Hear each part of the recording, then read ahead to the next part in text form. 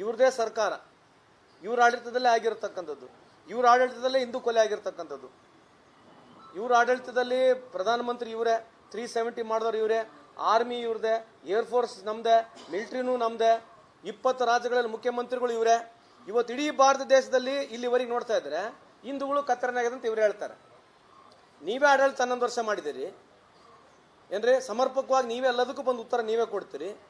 ಎಲ್ಲ ನೀವೆಲ್ಲಿ ಬೇಕಾದಲ್ಲಿ ಬುಲ್ಡೋಸರ್ ತೊಗೊಂಡೋಗಿ ನೀವೇ ಹೊಡಿತೀರಿ, ಎಲ್ಲ ನೀವೇ ಮಾಡ್ತೀರಿ, ಮತ್ತು ಹಿಂದೂ ಕತ್ತರದಲ್ಲೇ ಇದೆ ಅಂತ ಹೇಳ್ತಾರೆ. ಸೊ ನಿಮ್ಮ ಪ್ರಕಾರ 11 ವರ್ಷ ಅವಧಿಯಲ್ಲಿ ಇವತ್ತು ಈ ದೇಶದಲ್ಲಿ ಹಿಂದೂ ಸುರಕ್ಷತೆ ಇಲ್ಲ ಅಂತಂದ್ರೆ ರಾಜೀನಾಮೆ ಯಾರು ಕೊಡಬೇಕು? ಅದು ಪ್ರಶ್ನೆ. ಅಷ್ಟು ಬಿಟ್ರೆ ನಾನು ಅವ್ರ ಯೋಗ್ಯತೆಗೆ ಮೀರಿ ರಾಜೀನಾಮೆ ಕೇಳ್ತಕ್ಕಂಥ ಲೆವೆಲ್ಗೂ ನಾನು ಬೆಳೆದಿಲ್ಲ. ಕೇಳ್ತಕ್ಕಂಥ ಉದ್ದೇಶ, ಪ್ರಧಾನಮಂತ್ರಿಯವರು ನೀವು ಬಂದ್ಬಿಟ್ಟು ಎಲ್ಲಿ ಜಮ್ಮು ಕಾಶ್ಮೀರ್ನಲ್ಲಿ ಕಾಶ್ಮೀರಿಗೆ ಹೋಗಿ ನೀವು ಹೋಗಿ ಒಂದು ಪ್ರೆಸ್ ಮೀಟ್ ಮಾಡ್ಲಾರಂಗೆ ಬಿಹಾರಿಗೆ ಹೋಗಿ ಎಲೆಕ್ಷನ್ ಮಾಡ್ತಾ ಇದ್ದಾರಲ್ಲ, ಇದ್ರ ಬಗ್ಗೆ ನೀವು ಭಾಷಣ ಮಾಡ್ತಾ ಇದ್ದಾರಲ್ಲ, ಆ ವಿಷಯಕ್ಕೆ ಮಾತ್ರ ಈ ದೇಶದ ಯಾವುದೇ ಒಬ್ಬ ನಾಗರಿಕ ಇದನ್ನ ಅವ್ರನ್ನ ಕ್ಷಮಿಸಬಾರ್ದಂತ ನಾನು ಕೈ ಮುಗಿದವ್ರು ಮನವಿ ಮಾಡ್ಕೊಳ್ತೇನೆ. ಯಾಕಂತಂದ್ರೆ ಇಡೀ ದೇಶ ನೋಡ್ತಾ ಇದೆ, ಇಡೀ ದೇಶ ನೋಡ್ತಾ ಇದೆ. ಇವತ್ತು ಎಲ್ಲ ರೀಸನ್ಸ್ಗಳು ಬರ್ತಾ ಇದ್ದಾವೆ. ಅಲ್ಲಿರ್ತಕ್ಕಂಥ ಪೊಲೀಸ್ ಕಂಟ್ರೋಲ್ ಯಾರ್ದು, ಅಲ್ಲಿರ್ತಕ್ಕಂಥ ಮಿಲಿಟರಿ ಕಂಟ್ರೋಲ್ ಯಾರ್ದು, ಇದನ್ನ ಮುಚ್ಕೊಳ್ಳೋಂಥ ಏನು ಅವಶ್ಯಕತೆ ಇಲ್ಲ. ತಪ್ಪಾಗಿದೆ, ಅದಕ್ಕೇನು ತಪ್ಪಿಲ್ಲ. ಅದನ್ನು ಬಿಟ್ಕೊಂಡ್ಬಿಟ್ಟು ದಿನಾ ಬೆಳಿಗ್ಗೆ ಎದ್ರೆ ಒಂದು ಸೋಷಿಯಲ್ ಮೀಡಿಯಾದಲ್ಲಿ ಬೇರೆ ರೀತಿಯಾದಂಥ ಒಂದು ನರೇಷನ್ ತೋರಿಸ್ತಕ್ಕಂಥದ್ದು ಈ ದೇಶಕ್ಕೆ ಒಳ್ಳೇದಲ್ಲ. ಆಮೇಲೆ ನಾನು ಕೇಳ್ತಕ್ಕಂಥ ಕೆಲವು ಮಾಧ್ಯಮದವರು, ಸರ್ಕಾರ ಉತ್ತರ ಕೊಡೋಕ್ಕಿಂತ ಮುಂಚೆ ಮಾಧ್ಯಮದವರು ಏನು ಇದ್ರ ಬಗ್ಗೆ ಹೇಳ್ತಾರೆ, ಮುಗಿಸ್ಬಿಡ್ತಾರೆ, ಸ್ಟ್ರೈಕ್ ಆಗ್ಬಿಡ್ತತೆ, ಫೈಟರ್ ಜೆಟ್ಗಳು ರೆಡಿ ಆಗ್ಬಿಟ್ಟಾವೆ, ನೀರು ಯಾವುದೋ ಕೆರೆ ನೀರು ತೋರಿಸ್ಬಿಡೋದು, ಯಾವುದೋ ಊರಿಗೋಗ ನೀರು ನಿಂದ್ರಿಸ್, ಇದು ಏನ್ರಿ ಇದು? ಯಾವುದೋ ಕೆರೆ ನೀರು ಮಳೆ ನೀರು ತೋರಿಸ್ಬಿಡೋದು, ನೀರು ನಿಂತ್ಕೊಂಡ್ಬಿಡುತ್ತಂತ ಹೇಳಿ ಅಂದ್ರೆ ಪಾಕಿಸ್ತಾನ ನೀರು ಕುಡಿವಲ್ಲ ಜನರೀಗ? ಪಾಕಿಸ್ತಾನ ಜನ ನೀರು ಕುಡಿತಿದಾರಲ್ಲ, ಈಗ ಇವರಲ್ಲಿ ಹುಡುಕ್ ಮನೆಗಳು ತೋರಿಸ್ತಾ ಇದ್ದಾರೆ. ಕರೆಕ್ಟಾ? ಈಗೇನು ಹುಡುಕ್ ಮನೆಗಳು ಹೊಡಿತಾ ಇದ್ದಾರೆ ಅಂದ್ರೆ ಈ ಮನೆಗಳು ಹೆಂಗಿದ್ವು? ನಿಮ್ಮ ಮೊದಲೇ ಮಾಹಿತಿ ಇತ್ತಾ? ಈಗ ಮನೆಗಳು ಯಾವ್ದು ಹುಡ್ದು ತೋರಿಸ್ತಾ ಇದಾರಲ್ಲ ಮನೆಗಳು, ಮತ್ತೆ ಹೆಂಗಿದೆ ಮಾಹಿತಿ? ಹೆಂಗೈತಿ ನಿಮ್ಮ ಮನೆಗಳಿದ್ವು ಅಂತ ನಿಮ್ಗೆ ಮಾಹಿತಿ ಇಲ್ವಾ? ಅಂದ್ರೆ ಈಗೇನು ತೋರಿಸ್ತಾ ಇದಾರೆ ಮನೆಗಳು ಹೋಗಿ ಧ್ವಂಸ ಮಾಡಿಬಿಟ್ರು, ನಾಶ ಮಾಡಿಬಿಟ್ರು, ಧ್ವಂಸ ನಾಶ. ಇದು ಹೆಂಗ್ ಬಂತು? ಮನೆಗಳು ಯಾರು ಕಟ್ಟಿದ್ರು? ಯಾರು ಮತ್ತೆ ಪರ್ಮಿಷನ್ ಯಾರು ಕೊಟ್ಟಿದ್ರು? ನೀವು ಮಾಹಿತಿ ಇಲ್ವ? ಅಲ್ರಿ, ಅವ್ರು ಹೇಳ್ತಿದ್ರು, ಯಾರೋ ಮೋದಿ ಸಾಹೇಬ್ರು ಹೇಳ್ತಕ್ಕಂಥದ್ದು, ಆಗಿನ ಕಾಲದ ಟೆಕ್ನಾಲಜಿ ಇಲ್ಲಿದ್ರು ಕೂಡ ಅವರು ಪುಗ್ಗ ಗುರ್ತಲ್ಲ, ಪುಗ್ಗ ಮುಖಾಂತರ ಸೀಡ್ಗಳು ಬಿಟ್ಕೊಂಡು ಇದೇನೋ ದ್ರೋಣ್ ಯೂಸ್ ಮಾಡ್ತಿದ್ರು.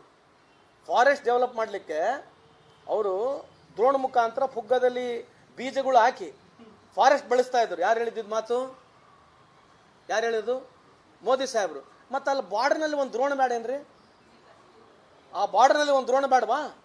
ಇಷ್ಟೆಲ್ಲ ಟೆಕ್ನಾಲಜಿ ಬಗ್ಗೆ, ಎಐ ಬಗ್ಗೆ, ಆರ್ಟಿಫಿಷಿಯಲ್ ಇಂಟೆಲಿಜೆನ್ಸ್ ಬಗ್ಗೆ ನಾಲೆಜ್ ಇರ್ತಕ್ಕಂಥವ್ರು, ಎಐಗೆ ಐ ಅಂತ ಹೇಳಿರ್ತಕ್ಕಂಥವ್ರು, ಎಐಗೆ ಅಮೆರಿಕ ಇಂಡಿಯಾ ಅಂತ ಹೇಳ್ತಕ್ಕಂಥವ್ರು, ಮತ್ತೆ ನಿಮ್ಮ ಒಂದು ದ್ರೋಣ ಇಲ್ವಾ ಆ ಭಾಗದಲ್ಲಿ?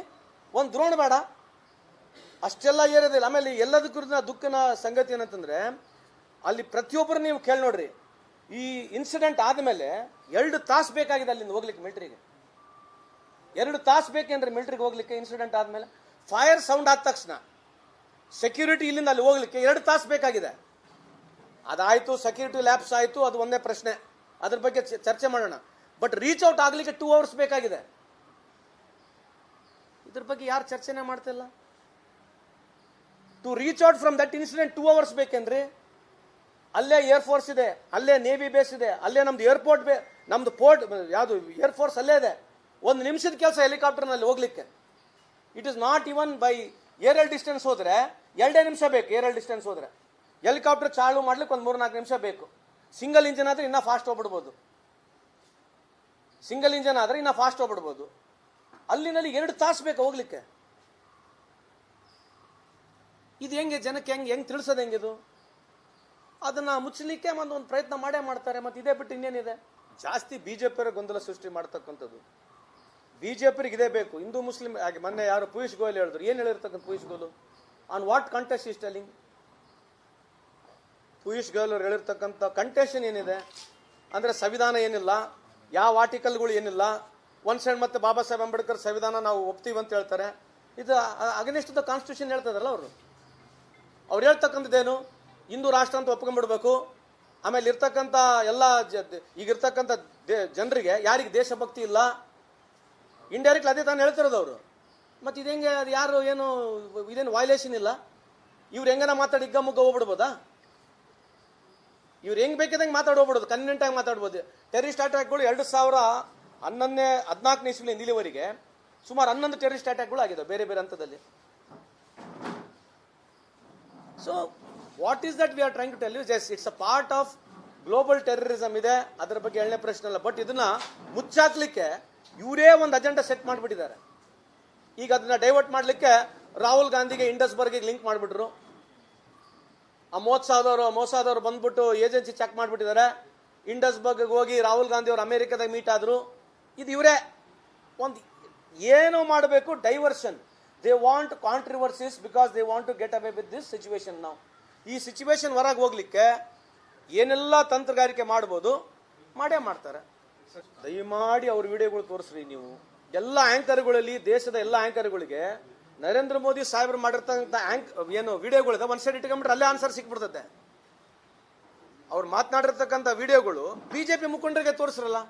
ನೀವೇನ್ ಮಾಡಿ ಒಂದ್ ಸೈಡ್ ಬಿಜೆಪಿ ಮುಖಂಡರು ಮಾತನಾಡಿರ್ತಕ್ಕ ಓಕೆನೆ ಮುಂಚೆ ಒಂದು ವಿಡಿಯೋ ಇಟ್ಕೊಂಡ್ಬಿಡ್ರಿ ನರೇಂದ್ರ ಮೋದಿ ಸಾಹೇಬ್ರದ್ದು, ರೆಫರೆನ್ಸ್ ಇಟ್ಕೊಂಡ್ಬಿಡ್ರಿ ನರೇಂದ್ರ ಮೋದಿ ಸಾಹೇಬ್ರ ವಿಡಿಯೋಗಳು ಇಟ್ಕೊಂಡ್ಬಿಡಿ. ಅವ್ರನ್ನ ಪ್ರಶ್ನೆ ಕೇಳಿ, ಆಮೇಲೆ ನರೇಂದ್ರ ಮೋದಿ ಸಾಹೇಬ್ರ ವಿಡಿಯೋ ತೋರಿಸ್ರಿ, ಅವಾಗೇನು ಉತ್ತರ ಕೊಡ್ತಾರೆ ನೋಡೋಣ.